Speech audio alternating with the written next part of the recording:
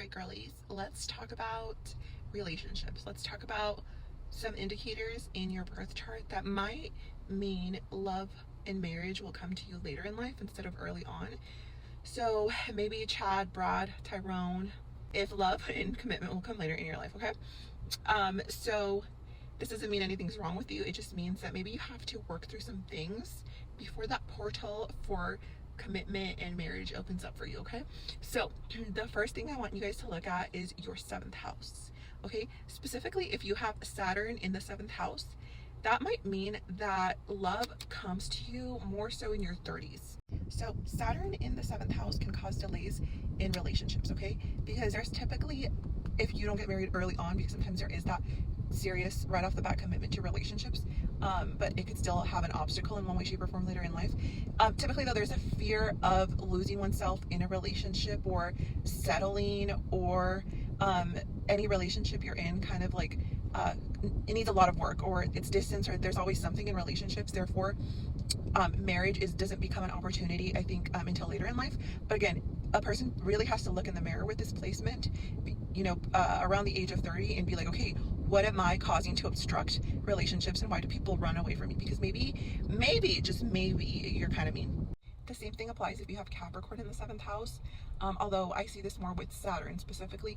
But again, either of those things, you could marry older, or you could marry someone who feels like distant and cold if you do end up, because they're marrying parts of you, okay? But nonetheless, let's talk about the next thing. If you have Venus square or in opposition to Saturn, sometimes this just means that early on in life you experience really difficult relationship hurdles where your self-worth is tested, okay? But with Venus in aspect to Saturn, conjunction Saturn as well, a person really has to work on loving themselves and not bending over backwards, because up until they learn how to stick with their boundaries, the universe may send them some tough cookies to be in relationships with. And sometimes they avoid relationships altogether, out of fear that they are going to not be enough. And you guys just may be fearful of relationships, so much so that you avoid them, and you become a little bit bitter over time, because I know that you guys have this deep desire to love. It's just scary.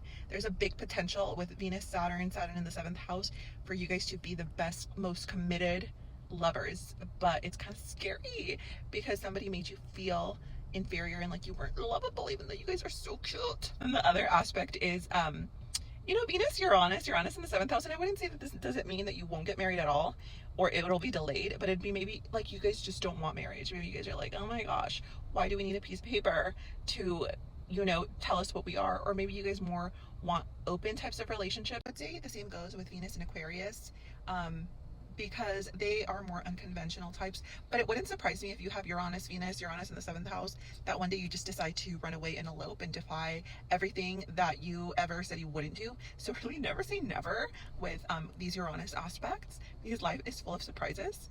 And even though one part of your life you may be so unconventional and more like Uranus, marriage, yuck, then somebody comes in and you're like, oh, and then now you're operating off of the Venus and the wanting love energy.